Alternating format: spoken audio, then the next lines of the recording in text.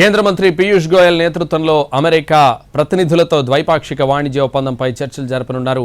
America వాణిజ్య ప్రతినిధి Jamieson Greer ఆ దేశ వాణిజ్య కార్యదర్శి హోవార్డ్ లుట్నిక్తో భేటీ అవుతారు. ఈ ఏడాది సెప్టెంబర్, అక్టోబర్ నాటికి వాణిజ్య ఒప్పందం మొదటి దశను ఖరారు చేస్తారని తెలుస్తోంది. ఇప్పటికే రెండు దేశాల మధ్య 4 రోజుల చర్చలు జరిగాయి.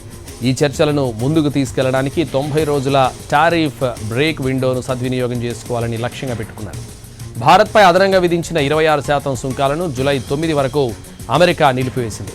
ఈ క్రమంలో భారత్, అమెరికా ఇప్పటికే చర్చలు ప్రారంభించాయి. టారిఫ్, నాన్ టారిఫ్ విషయాలపై ఇరువైపులా చర్చిస్తున్నారు. రత్నాలు, ఆభరణాలు, లెదర్ ప్రొడక్ట్స్, దుస్తులు, ప్లాస్టిక్, రసాయనాలు, రొయ్యలు, నూనె గింజలు, రసాయనాల సుంకంపై రాయితీలు ఇవ్వాలని ఇండియా కోరుతోంది. మరోవైపు కొన్ని పారిశ్రామిక వస్తువులు, ఆటోమొబైల్స్, పెట్రోకెమికల్ ఉత్పత్తులు, పాల ఉత్పత్తులు, వ్యవసాయ వస్తువుల సుంకంపై సబ్సిడీ ఇవ్వాలని అమెరికా కోరుతోంది.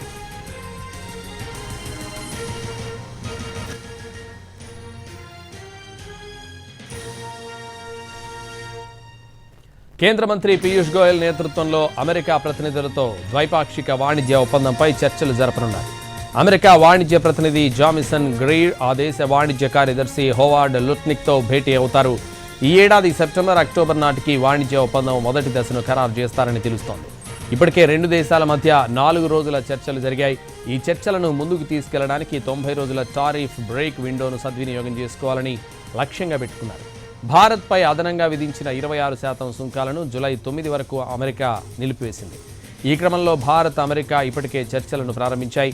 టారిఫ్, నాన్ టారిఫ్ విషయాలపై ఇరువైపులా చర్చిస్తున్నారు. రత్నాలు, ఆభరణాలు, లెదర్ ప్రొడక్ట్స్, దుస్తులు, ప్లాస్టిక్, రసాయనాలు, రొయ్యలు, నూనె గింజలు, రసాయనాల సుంకంపై రాయితీలు ఇవ్వాలని ఇండియా కోరుతోంది. మరోవైపు కొన్ని పారిశ్రామిక వస్తువులు, ఆటోమొబైల్స్, పెట్రోకెమికల్ ఉత్పత్తులు, పాల ఉత్పత్తులు, వ్యవసాయ వస్తువుల సుంకంపై సబ్సిడీ ఇవ్వాలని అమెరికా కోరుతోంది.